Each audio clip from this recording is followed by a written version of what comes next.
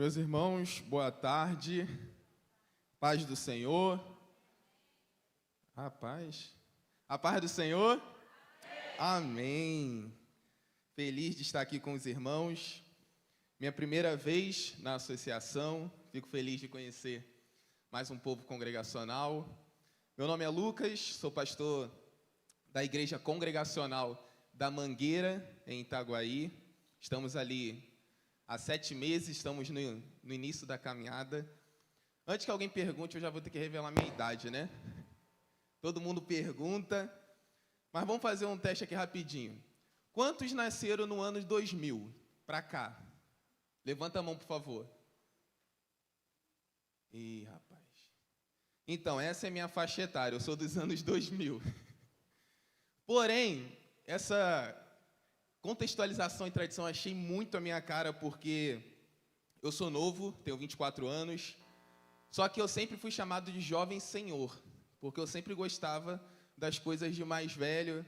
Até, por exemplo, música fala assim, nossa, na tua igreja só deve tocar worship. Não, é salmos e hinos.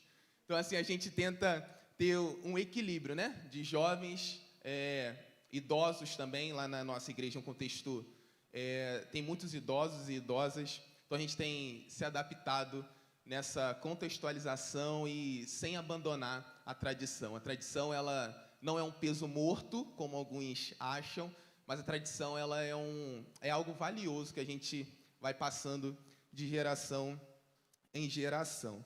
É interessante, quando eu estava estudando sobre o tema, né, contextualização, é uma área de uma pesquisa que eu faço até hoje. Eu estudo cultura, teologia e cultura, e a contextualização ela sempre está presente no nosso ambiente de estudo, né? Como que o crente ele lida com a cultura. Eu estava em uma aula na igreja, numa terça-feira à noite, a gente tem um curso que se chama Fundamentos, e lá a gente ensina os fundamentos da teologia. E aí a gente estava falando sobre tradição, e aí eu fui falar de igreja de parede preta, e aí quando acabou a aula, uma irmã da igreja chegou assim para mim e falou, pastor, não pinta a parede de preta, não. É tão feio. A igreja está tão bonita assim. Agora eu já sei que a parede não pode ser pintada de preta lá. Meus irmãos, brincadeiras à parte, o que eu quero mostrar aos amados é o seguinte, quão é maravilhoso comunicar o evangelho, mas quão maravilhoso é comunicar o evangelho de maneira assertiva, entendendo a cultura. Como é tão interessante você falar para adolescentes, jovens, com profissões diferentes, com criações diferentes. Por exemplo, você pode estar no mesmo contexto falando para alguém que está fazendo uma pós-graduação, um mestrado, e uma pessoa que só tem a 4ª série. Você pode estar falando para um professor de física e uma mulher do lar. Como que a gente consegue passar o evangelho de forma clara e assertiva? Vamos para o texto base? 1 Coríntios, capítulo 9, queria pedir aos amados que abrissem a Bíblia, por favor. Nós vamos ler apenas 2 versículos, capítulo 9, versículo 22 e versículo 23. Como tema da nossa exposição, contextualização e tradição. Um texto muito comum quando a gente vai falar sobre contextualização, texto de Paulo, ali em 1 Coríntios, capítulo 9, versículo nós vamos ler o 22 e o 23. Todos acharam? Diz assim a palavra do Senhor. Para com os fracos, tornei-me fraco, para ganhar os fracos. Tornei-me tudo para com todos, para de alguma forma salvar alguns. Faço tudo isso por causa do Evangelho, para ser co-participante dele. Vamos orar mais uma vez? Senhor, nós bendizemos o Teu nome, reconhecemos a Tua grandeza, a Tua soberania na nossa vida, Pai. Nesse momento eu lhe peço que o Senhor esteja nos usando, que o Senhor esteja falando conosco e peço que o Senhor esteja, Pai, tirando a nossa surdez espiritual, a nossa dureza do coração, pois não adianta nada o Senhor falar e os nossos ouvidos estiverem fechados. Por isso, Pai, eu lhe peço que a Tua graça e a Tua presença se faça manifesta nesse meio. Assim nós oramos, no nome de Jesus. Amém e amém. Meus irmãos, imagine você, aos 18, 19 anos, e tem um convite, uma oportunidade para pregar na igreja. E aí você prega e você fala, nossa, foi tão bom. Pessoas foram tocadas. E o seu pastor, depois disso, te chama no canto e fala assim, a sua pregação parece um relatório de jornal. A sua pregação não toca vidas. A sua pregação está distante do povo. Foi isso que eu escutei aos 18, 19 anos. Um pastor que eu amo, pastor Sandro Cruz, teve essa graça do Senhor de me falar isso. A sua pregação não está tocando o coração. Obviamente, eu não aceitei de forma aberta. Não, como assim? E eu agradeço, meus irmãos, pelo pastor Sandro ter feito aquilo. Porque eu achava que estava tirando onda. Mas a pregação não estava sendo vivida. Estava longe daquilo que o povo estava precisando. E ali eu pude perceber que não é sobre o estudo somente, mas é sobre o estudo e como eu aplico isso ao meu contexto. Para começar, eu queria trazer uma frase de um livro que se chama Pastor como Teólogo Público, do Kevin Van Hoosen. Ele vai dizer o seguinte, se a teologia é o ministério da palavra ao mundo, segue-se que os teólogos devem saber algo sobre o mundo que estão ministrando. O que ele está querendo dizer aqui é o seguinte, olha, se a teologia é o ministério da palavra, e essa palavra ela é pregada aos homens que estão no mundo, você tem que saber sobre a palavra e sobre o mundo que essas pessoas estão inseridas. Veja, Van Hoosen vai declarar em todo o seu livro, a ideia central é o seguinte, nós não podemos separar como se fossem duas áreas distintas, igreja e mundo. Ele fala o seguinte, olha, você é teólogo, pronto, você é pastor, você vive a comunidade de igreja, mas você também tem que entender o contexto das outras pessoas. Ou seja, ele está querendo dizer o seguinte, você vai ser bíblico, mas ao mesmo tempo cultural. E repare que o ser engajado cultural não me faz ser mais fraco ou mais superficial naquilo que é bíblico. Ele vai dizer que as duas coisas andam de mãos juntas. Mas aí, no seu decorrer do livro, é interessante que ele vai colocar a tradição primeiro que a contextualização. E é interessante porque ele vai partir de um pressuposto que a tradição são aqueles valores que nós guardamos durante a história, aquilo que não pode se perder, aquilo que é estrutura, aquilo que é inegociável. Ele vai tratar a tradição dessa seguinte forma, ou seja, antes dele mostrar como ser alguém público, ele vai dizer o seguinte, respeite a tradição. É sobre isso que ele vai falar no seu livro Pastor como Teólogo Público. Então, meus irmãos, primeira coisa, antes de passarmos para a contextualização, nós vamos entender um pouquinho sobre o papel da tradição e como ela está relacionada à contextualização, entendendo aqui tradição como a preservação daquilo que é inegociável. Repare que eu vejo que a tradição, ela me faz sempre voltar para Cristo. Se vocês forem reparar a história da igreja ela sempre teve a tradição presente. Se você for parar para pensar, por exemplo, Calvino, Lutero, eles vão beber de outros crentes, como Agostinho, antes deles, ou seja, mantendo aquilo que não podia se negociar. Ou seja, eu vejo a tradição na contextualização como se fosse o trilho para que eu não saia do caminho. Veja, entendendo tradição aqui como aquilo que é bíblico, e eu vejo que o maior tesouro, assim como Martinho Lutero vai escrever na tese 62 da Reforma Protestante, o maior tesouro da igreja é o Santo Evangelho de Deus, ou seja, aquilo que nós temos de mais precioso.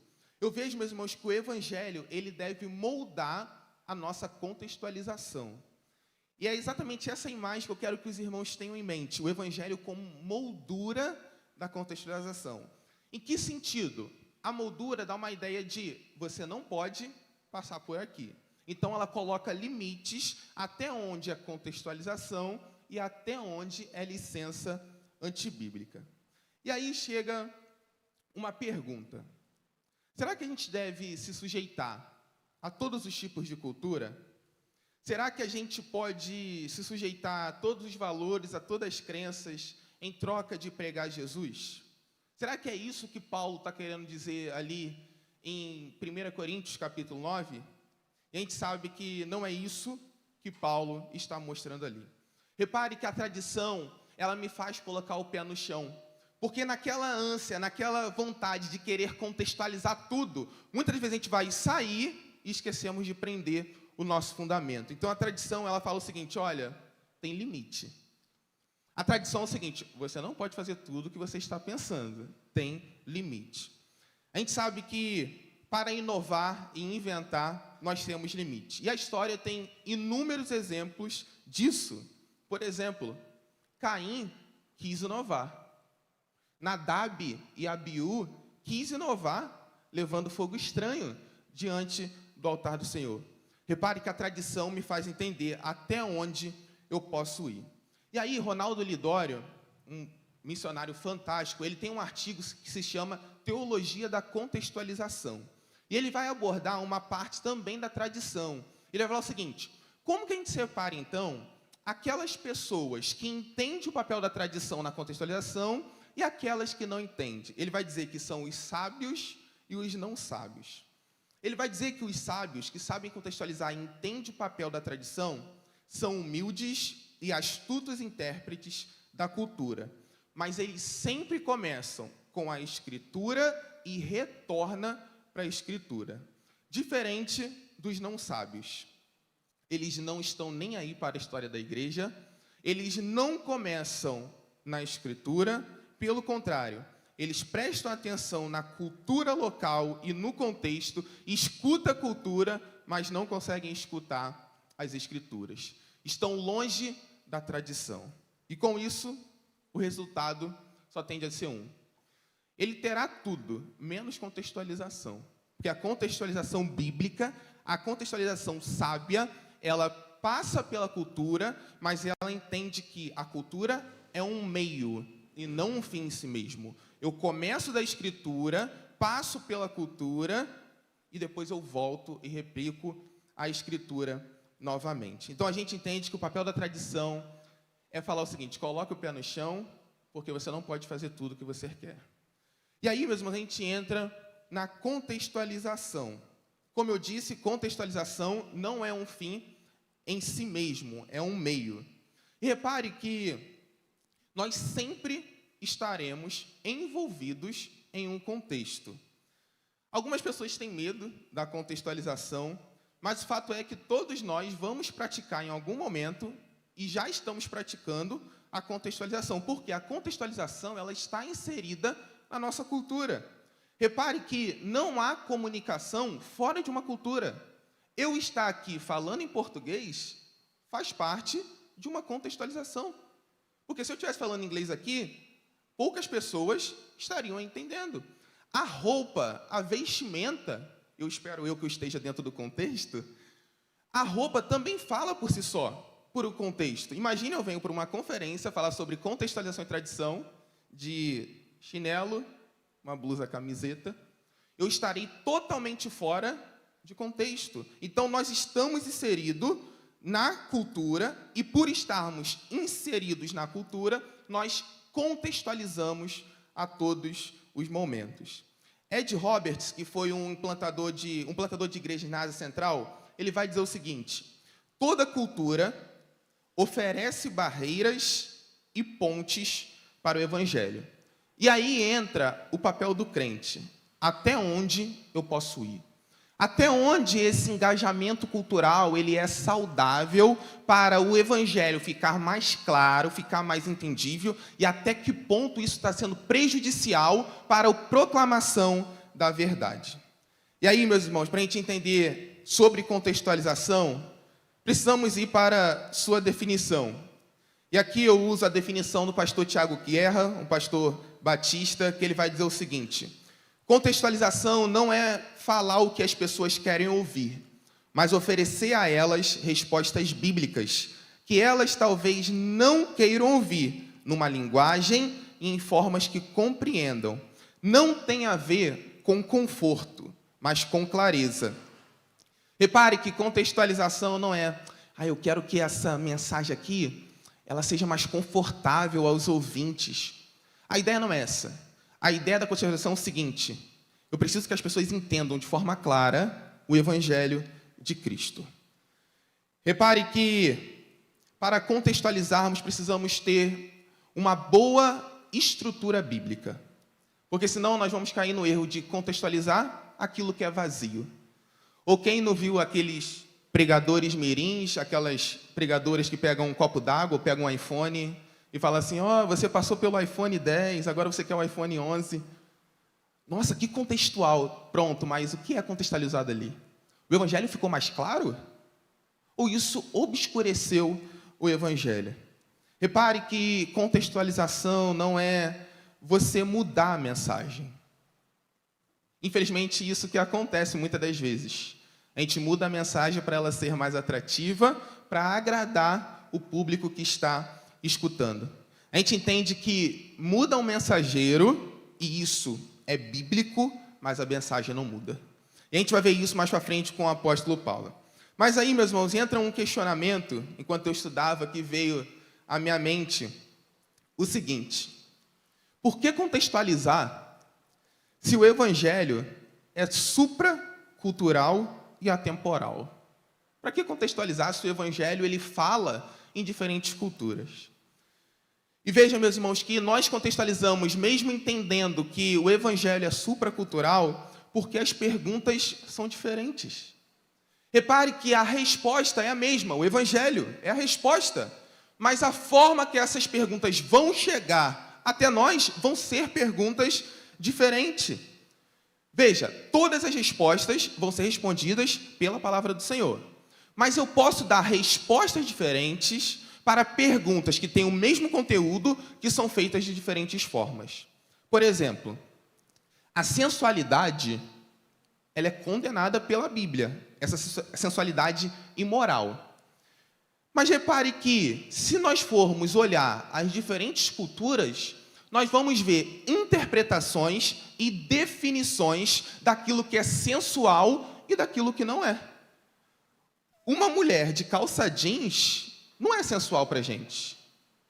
Mas se você for para o Oriente Médio, o soltar o cabelo para a gente não afeta a nossa sensualidade, mas em outros lugares. Então, repare que, mesmo o Evangelho sendo atemporal, as perguntas que vão ser feitas vão ser diferentes. Se a pergunta é feita diferente, eu posso mostrar a verdade para se adaptar àquela pergunta. E aí entra, meus irmãos, uma linha tênue que é muito perigosa para a gente entender aquilo que é contextualização legítima, aquilo que é bíblico, e aquilo que é licença antibíblica, ou seja, é só pretexto. O melhor princípio para entendermos isso e determinar o que é contextualização bíblica é fazer uma pergunta bem simples. O Evangelho vai ficar mais claro ao contextualizar? Se a resposta for sim, é uma contextualização. Se não, é uma licença antibíblica. Vamos à prática. Meus irmãos, eu sou professor de geografia e a gente fica fazendo um mapa.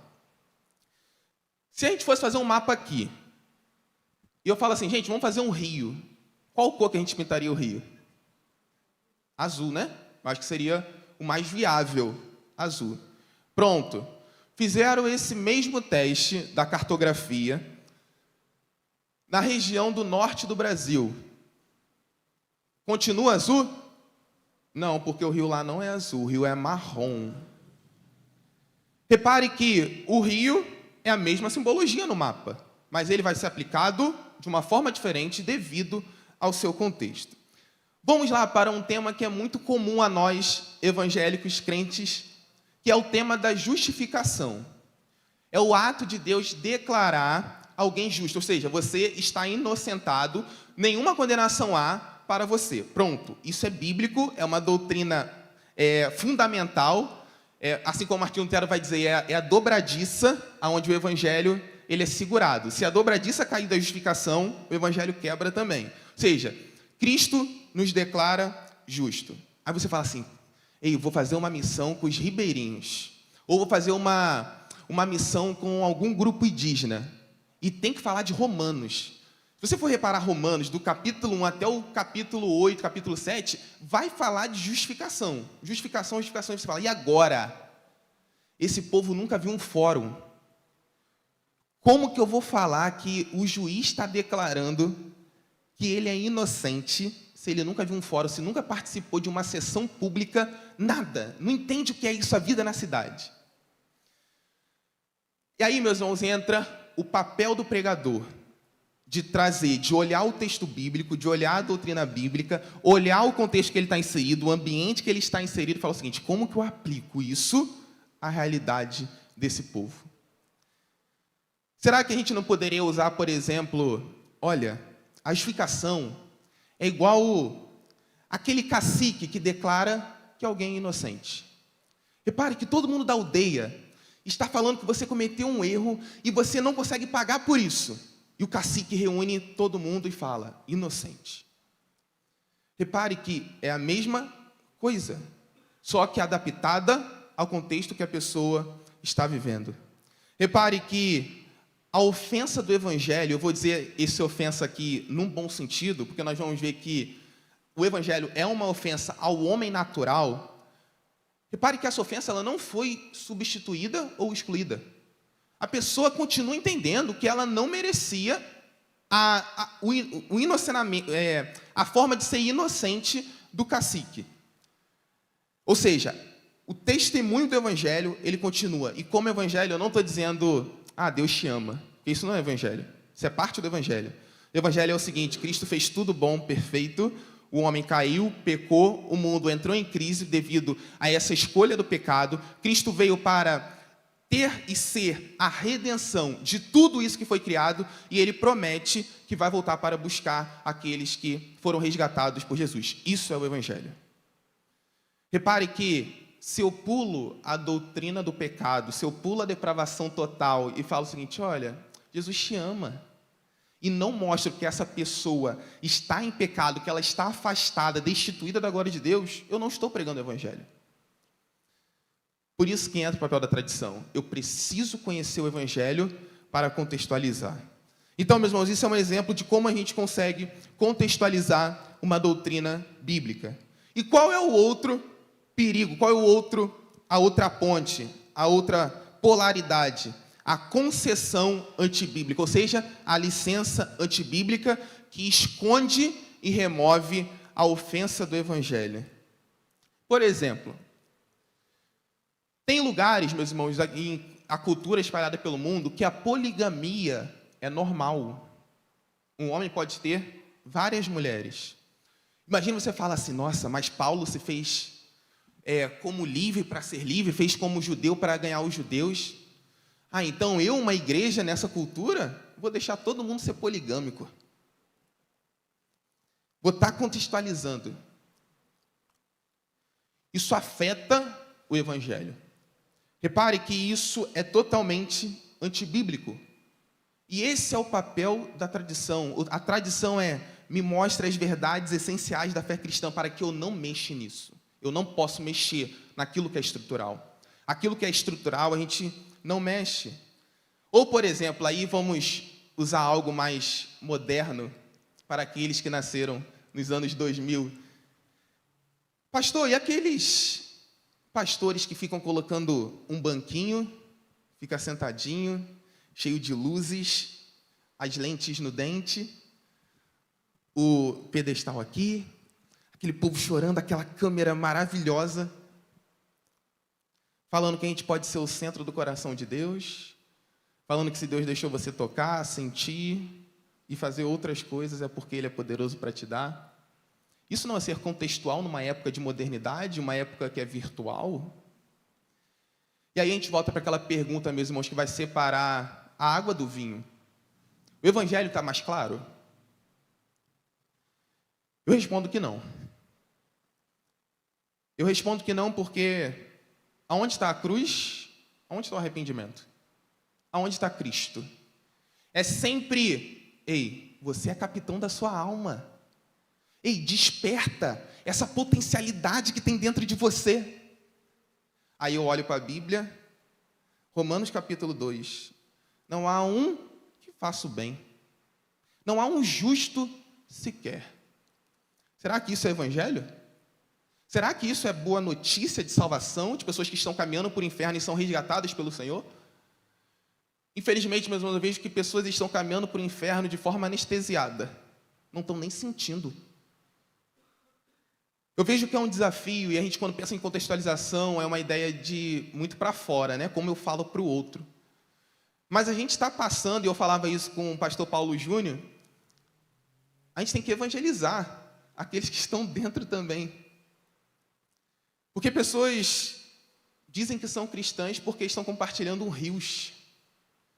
Pessoas se dizem cristãs porque estão colocando um louvor quando vai postar uma foto. A gente tem que separar aquilo que é o evangelho genuíno e aquilo que é disfarçado. A gente está tendo que despertar e ter um cuidado daquilo que é passado nos nossos púlpitos.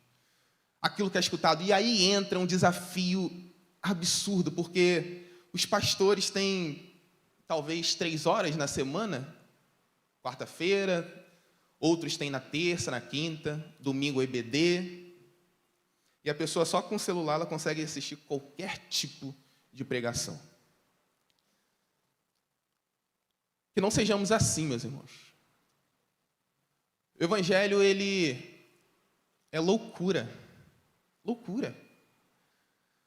C.S. Lewis vai dizer que o cristianismo é uma religião que nunca passaria na cabeça do ser humano, porque não fecha a conta. É algo muito além do nosso pensamento. Pessoas estão caminhando por inferno sem saber que estão indo para o inferno. E aí entra o papel, né, dos remanescentes fiéis, aqueles que entendem o valor do evangelho, entendem que a contextualização é levar a Cristo. E o Cristo ressurreto, o Cristo que perdoa pecados, o Cristo que limpa, o Cristo que restaura, independente de qualquer coisa. Essa é a nossa motivação, e eu vejo que é a motivação da contextualização. Apresentar Cristo. E é sobre isso que eu queria falar nesse momento. Como nós contextualizamos biblicamente? Veja, a primeira coisa que a gente precisa entender é o seguinte: não pode haver um divórcio entre a interpretação bíblica e a interpretação cultural. As duas caminham juntas. Aí você fala assim, qual é mais importante? Não tem mais importante, as duas caminham juntas. Ou você pergunta para o passarinho assim, qual asa é mais importante, a esquerda ou a direita? Para ele voar, ele precisa das duas. Eu vejo que a Bíblia ela vai me exortar sobre isso. Cristo contava parábolas para que a mensagem fosse mais clara. Paulo também vai usar comparações como, por exemplo, de atleta. Ei, vocês devam correr, esmurro o meu corpo. Ou seja, falando da disciplina do atleta.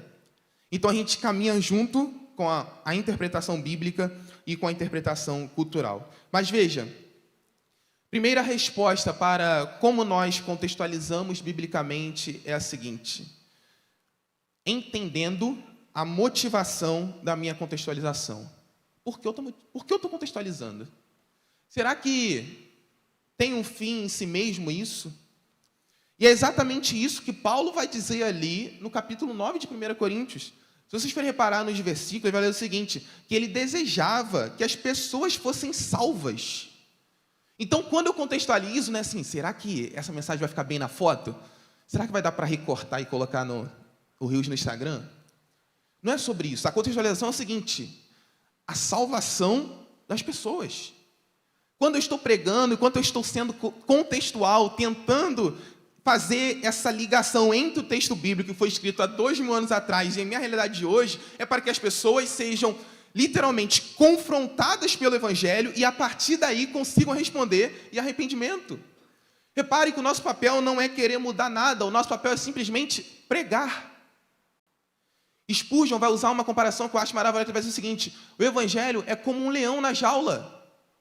Você só precisa abrir. O papel do pregador é só abrir. O Evangelho faz o resto. O Evangelho atinge.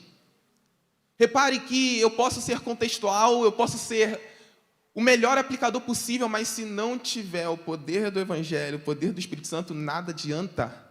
Eu posso ter a melhor oratória do mundo, eu posso falar 3 idiomas, mas se não tiver o Espírito Santo, não adianta. Não sou eu, não é ninguém aqui que convence o homem do pecado, da justiça e do juízo. É o Espírito Santo. É por isso que nós oramos. É por isso que nós pedimos, Deus, toque no coração. Deus, eu me preparei, sim, preparei o sermão, mas se o Senhor não tocar, não adianta. Por isso, meus irmãos, o primeiro passo para contextualizarmos é entender qual é o motivo da nossa contextualização. Que o motivo seja sempre levar as pessoas a entenderem o processo e o plano de salvação. E o segundo, meus irmãos, entender o seu público-alvo. Como exemplo, nós temos ali o livro de Atos. Vocês vão ver Paulo falando para diferentes públicos. Ali do capítulo 10 até o capítulo 17, que vai ser ele no Areópago, Paulo vai falar para os judeus, de forma específica. Paulo vai falar para os gentios que estão abraçando a fé. E Paulo vai falar para os gregos. Ou seja, 3 contextos diferentes. E eu queria analisar com os irmãos como que Paulo consegue fazer esse elo de começar na Escritura, passar pelo contexto e voltar para a Escritura. Atos capítulo 13, versículo 14 ao versículo 16, nós vamos ver Paulo numa sinagoga. E o local, meus irmãos, conta muito. Uma coisa, para contextualizar, é você pregar numa sinagoga e outra é você pegar numa praça de pensadores. O evangelho vai ser abordado, mas ele vai ser abordado de uma forma diferente. E é interessante que em Atos capítulo 13, vocês vão ver que Paulo, quando ele começa a falar do evangelho, ele começa a falar do Antigo Testamento. Ele começa a falar a história do povo judeu toda, porque ele entendeu o público-alvo dele, que eram judeus, que eram gentios querendo saber mais sobre a história do povo judeu. Então, por onde ele teria que começar a sua contextualização? Pela história do povo judeu. Ele relembra a história de Israel, passa por Davi, ou seja, ele vai narrando até chegar à aplicação ali para aquele povo. Ou seja, ele vai passar pelo Antigo Testamento todo. Aí você fala assim, mas Paulo poderia repetir esse mesmo discurso no Areópago? Poderia. Mas aí entra, meus irmãos, a sabedoria. E eu vejo a inspiração divina que Paulo fala, ei, olha o contexto que eu estou. É interessante porque Paulo está com a bagagem, ele entende a Bíblia, está firme naquilo e ele analisa o contexto. E é interessante, Atos capítulo 17, quando Paulo vai falar ali sobre o Deus desconhecido, a ideia que me passa no texto é que ele está olhando e ele vê uma brecha, ele vê assim, rapaz, aqui dá para pregar, hein? Ele olha assim, e tem um Deus desconhecido ali, está vazio, e aí Paulo, ele pega essa brecha. Ou seja, ele fala que aquele Deus não é criado, antes ele é o criador de todas as coisas, que ele é o Cristo, enfim, ele vai mostrando a história do Evangelho. Repare, o que há de semelhante na pregação de Paulo no Areópago e na pregação na sinagoga? Ela termina em Jesus Cristo, morto e ressuscitado. Repare que a ofensa, e eu vou repetir isso, a ofensa do Evangelho é mantida. Eu não posso tirar a ofensa do Evangelho. Tim Keller, comentando sobre esse texto, ele vai dizer o seguinte: Paulo aplica o Evangelho para confrontar e completar cada sociedade e sua base cultural. Ele confronta cada cultura sobre seus ídolos e, ainda assim, positivamente aponta suas aspirações e seus valores supremos. Olha que maravilhoso.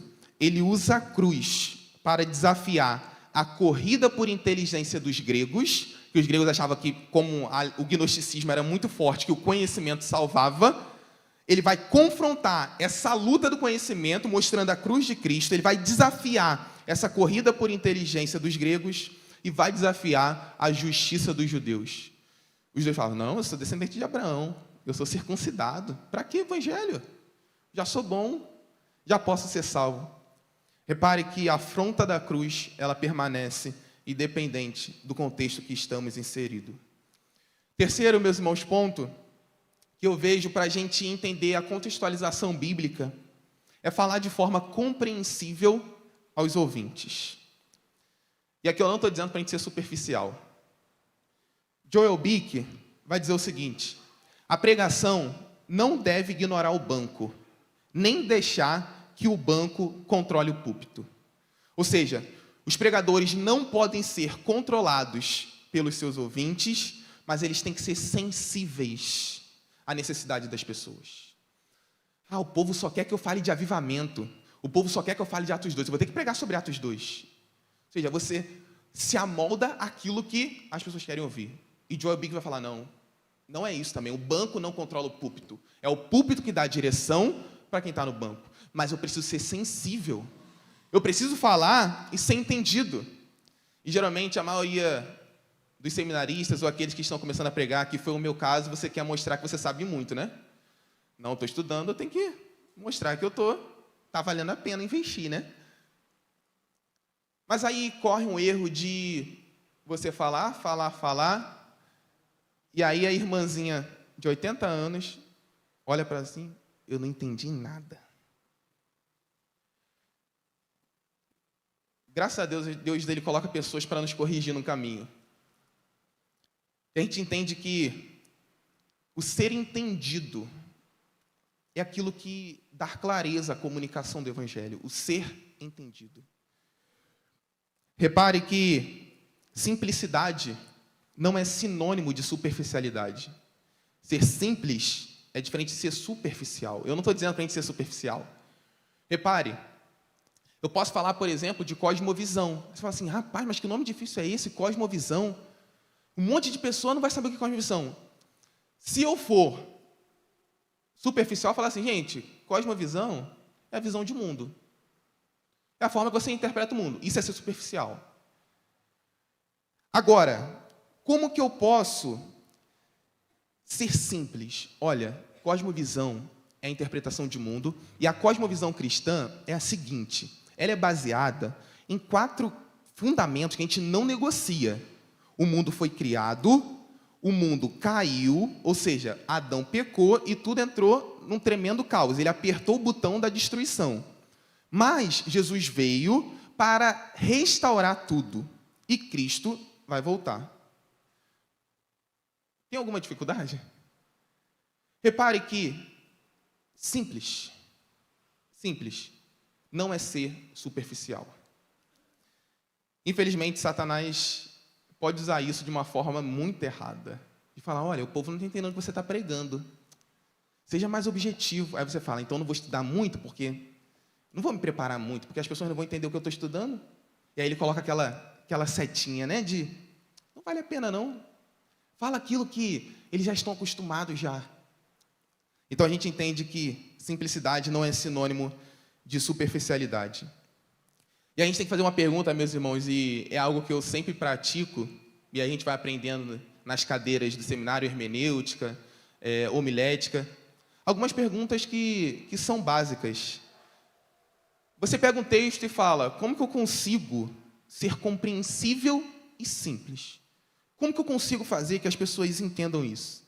Eu vejo que a gente precisa entender como que o nosso público ele está. E aí eu digo as características culturais do nosso ambiente. Por exemplo, quem são os meus ouvintes? São pessoas que têm um grau de instrução mais elevado? São pessoas que estão no meio rural ou estão vivendo na cidade? Então a gente faz perguntas para a gente tentar ser mais objetivo possível, no sentido de ser mais assertivo na hora da contextualização. E veja que o relacionamento com pessoas conta muito. Não é só sobre o pregar, mas é o pregar vivendo. O pregar para o irmão, mas irmão, eu estou contigo nessa caminhada. Porque, meus irmãos, eu posso pregar, olha, Deus é o nosso refúgio, fortaleza, socorro bem presente no momento da tribulação. O irmão passando necessidade, o irmão sem abraço, sem apoio. Meu irmão, Deus é o socorro bem presente. Repare que é sempre vida na vida.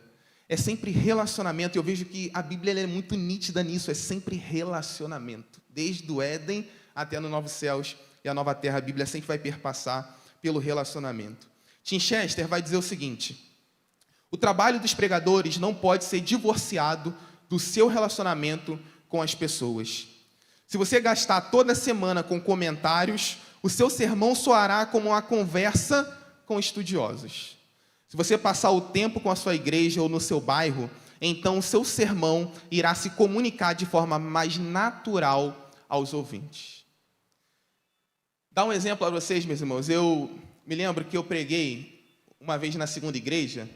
Eu fui membro da segunda igreja congregacional de Itaguaí durante 8 anos. E ali eu fui pregar em Êxodo 14, aquela famosa passagem que o povo ele sai do Egito, aí para de frente para o mar e fala, para onde vamos agora? Que olha para trás, tem gente vindo querendo matar e o mar na nossa frente, ou seja, sem saída. E aí, entendendo o contexto que eu estava inserido, porque, meus irmãos, imaginem você pregar com o pastor Sandro e Carla. Assim, o sarrafo tá lá em cima. E aí, eu jogava xadrez. Eu fiz aula de xadrez, cheguei a competir. Eu falei, rapaz, dá para fazer uma puxada aqui boa, hein? O povo está sem saída. E o objetivo do xadrez é dar um checkmate. É deixar o rei sem saída. Eu falei, isso vai dar certo.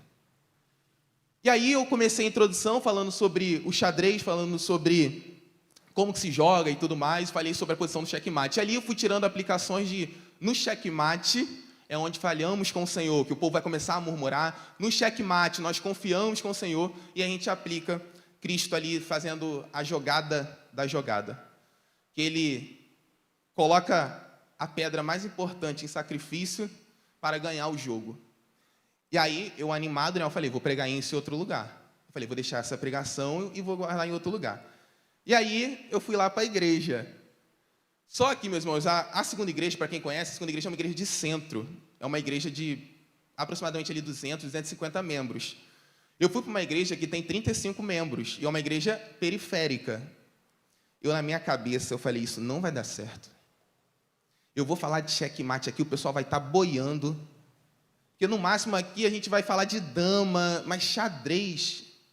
Eu falei, isso não vai dar certo. O que acontece?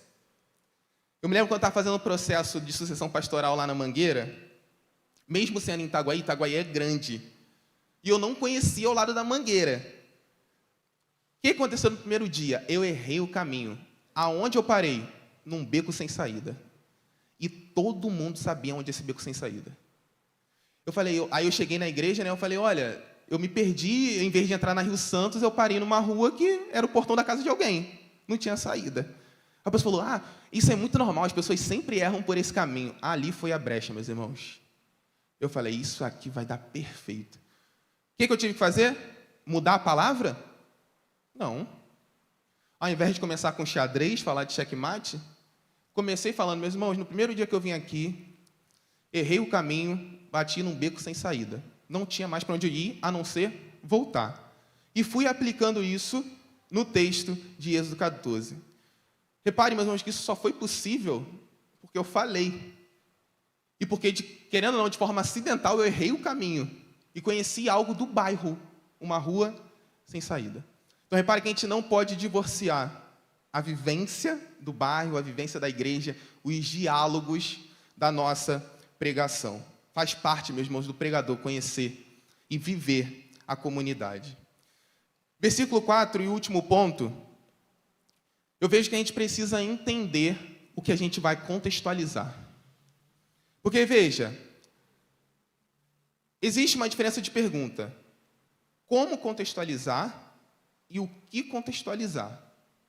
A gente entende a contextualização, mas é o seguinte, o que eu contextualizo?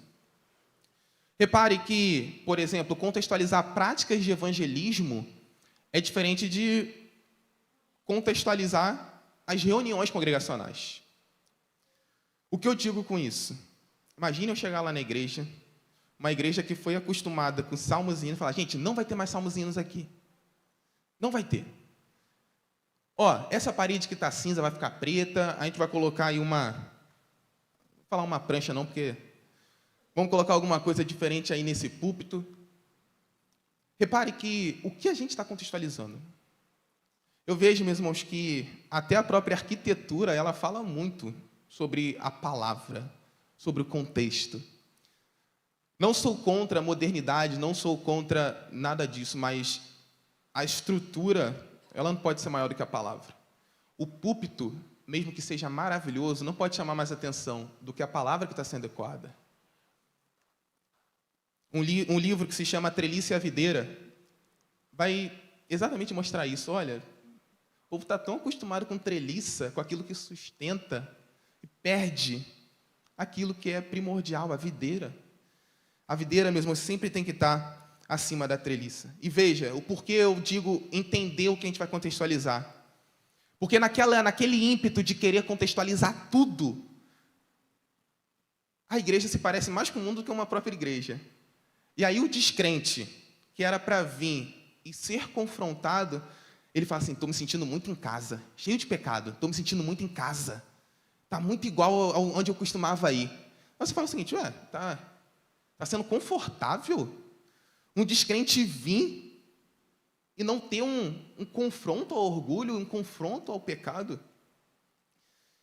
E aí, meus irmãos, Paulo vai dizer em 1 Coríntios, capítulo 1, versículo 23, o seguinte: pregamos o Cristo crucificado, escândalo para os judeus e loucura para os gentios.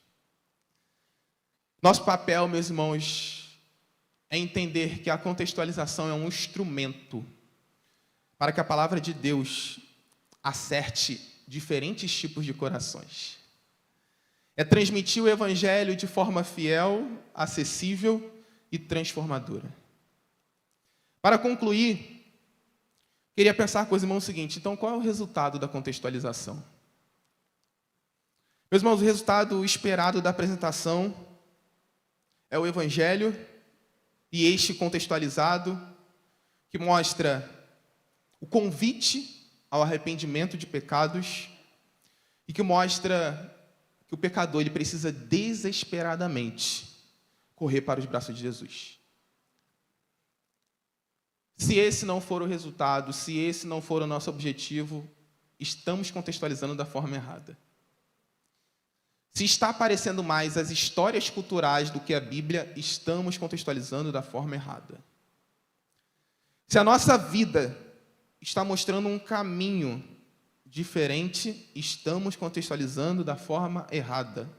A forma de falar, a forma de se vestir, são passos do processo de contextualização. Ronaldo Lidório, novamente no seu artigo sobre teologia da contextualização, ele vai dizer o seguinte: a maior finalidade da contextualização é apresentar Jesus Cristo, aquele que veio, aquele morreu e aquele ressuscitou para a remissão dos pecados. Essa é a maior finalidade da contextualização.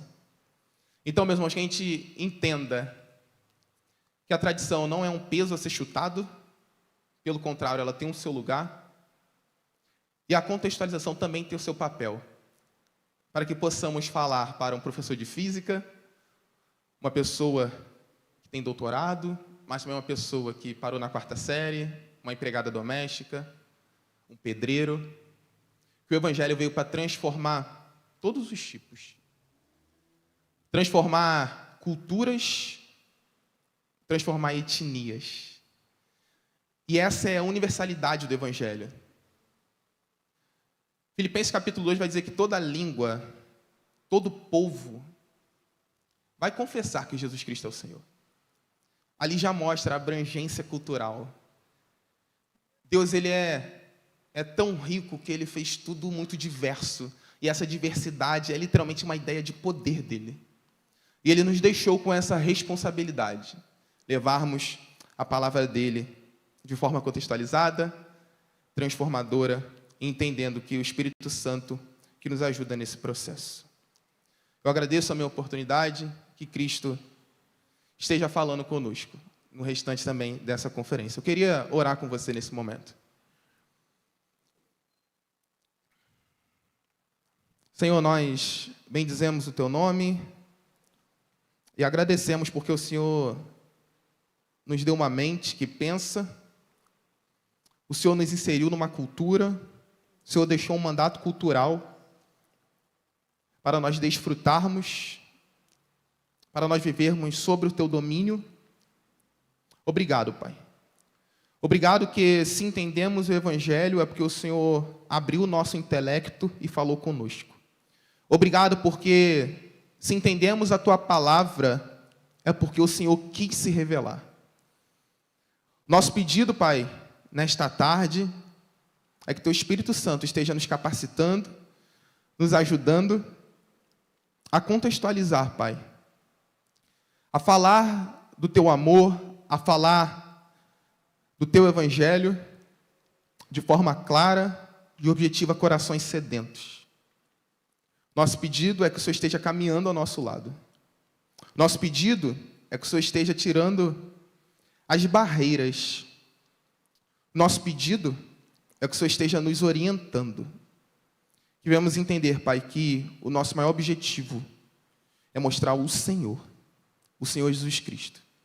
Aquele que é poderoso para mudar qualquer história, aquele que é poderoso para transformar qualquer vida. Essa é a nossa esperança, esse é o nosso alento e essa é a nossa âncora. Muito obrigado, Jesus, por tudo. Em nome de Jesus, amém e amém.